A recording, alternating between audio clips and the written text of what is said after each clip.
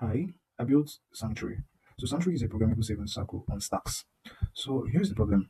A billion people save in rotating cycles, such as susu, tanda, community. They make hundreds of billions a year on trust alone. And these are the three ways trust breaks. Someone takes an early payout, one person holds the pots, and there's no shared ledger. So the solution is Sanctuary, which is what I built. So this is the same ritual, but this time money is programmable. And so this is a brief architecture. So we have a couple of members. So they come together to contribute to escrow. So they contribute to the escrow vault, and the escrow vault locks the money. So it's locked and secured. And for every round, it sends the locked funds to a particular person, then it rotates to another person, and like that till the circle is complete. So the funds are locked in escrow, and funds are released to recipients. So, and why does Sanctuary matters? Why does what I built? Why does it matter? A billion people already saved this way. Now it's programmable. So it keeps trust and the ritual. Adds bonds that can't vanish, and the ledger anyone can check. That is, anyone can check it since it's on chain, and it was built on FlowVault. Now let's get straight into it. So, like I said, it is the oldest way to save money, and now it's programmable. So, if you take a look at the landing page, it explains how the cycle works. Everyone pays in, then the pot rotates to each user for each round. Then it's secured by Bitcoin. That is, every transaction is on stacks. So, for the demo, I selected three users: Amara, Chidi, and Fatima. They all have a purpose of saving. So, and each round it rotates to each user. So, and this is not a mock-up; it's real money secured by Bitcoin. Everything is on stacks. And why does it matter? Like I said, a billion people already saved this way, and now it's programmable. Now, before I proceed, we have our AI chatbot for us to ask what Sanctuary does. So this is our Sanctuary AI. So if you can ask it some couple of questions, what makes Sanctuary secure? It will provide you with some couple of answers, and you can chat with our chatbot if you are confused on how Sanctuary works. It's going to clarify your doubts. So moving on.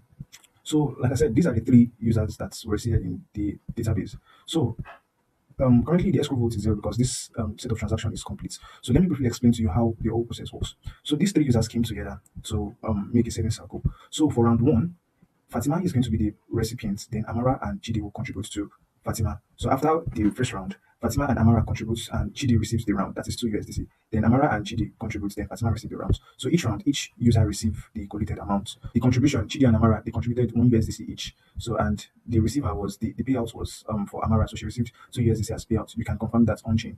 So basically that's how everything works. And after the escrow reclaims the USDC and the lock has expired, everyone receives the payout automatically into their wallets. So everything is automatic on chain.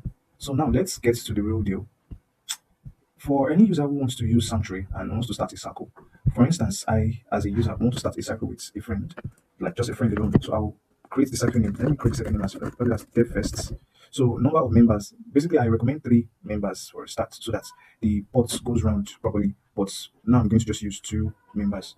So you can adjust it to any amount of members you want. So I'm using just two members. And let's say the contribution for each round is going to be 3 USDC. So that means each member funds for USDC and pots each round that each member receives is going to be 3 USDC. So if I create this circle, yes, now I can copy this URL, then send it to my friend so that he also joins the circle and the pot starts rotating. So I've copied this for now. Then you can see the circle right now. So I've created the circle.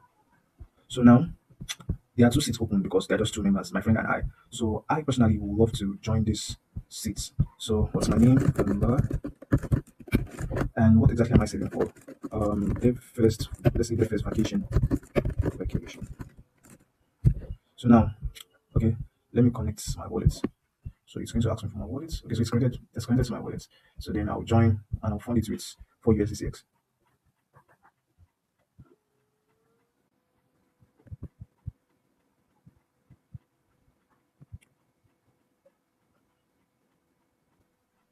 So after confirming the routing rule, I need to sign in the deposits.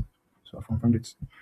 So you can view them on chain on the hero. So now it's recorded my seats, and now my seat has been recorded. So you can see now I've joined the circle. So it's just one member on the circle so far. So the link I copied, since it's just me just doing the demo alone, then I'll just come here to paste the link I copied it down.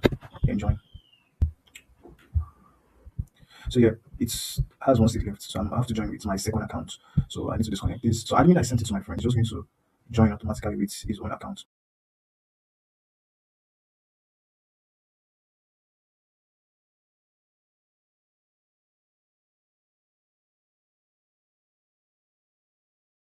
Account. And it pops up the Xmas wallet so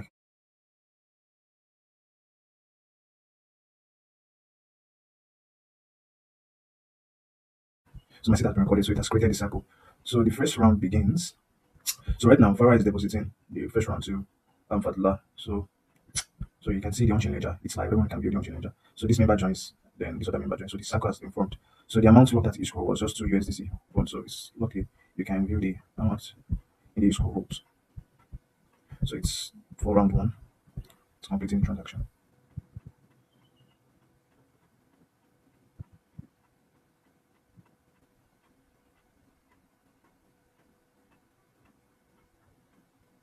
So the first round just completed. It's deposited to Fadla. So and the second round too just got completed. It deposited to Farah. So got splitted, and the first user received the pot, which was 3 USDC, which could be verified on chain. So you can see it's right here. It received 3 USDC tokens. So right now the amount still locked is 2 USDC. So when the it has reached the block height, that is, it needs to get to a certain amount of block height before it returns the bond to each user in their wallet. So let's wait for that. That takes a little while. So yeah, finally it reached our block height, and the block ran to zero. And if you take a look at our issue vaults, you can see everything drained and it's not holding any USDC anymore. Everything can be verified on chain. So if you take a look at our on chain ledger, it said issue reclaims 2 USDC and the lock has expired. So that means definitely it's going to return 1 USDC X bond that was holding in the issue vault before to each user automatically. And you can verify that on chain. Yeah, if you take a look at it here, it's returned it from our SD vault to the user. So if I check my wallet, it's definitely going to have returned the USDC X token back to my wallet. So and the ISCO vault definitely ran to zero. It's not holding any ISCO USDC X anymore. Thank you. That's all.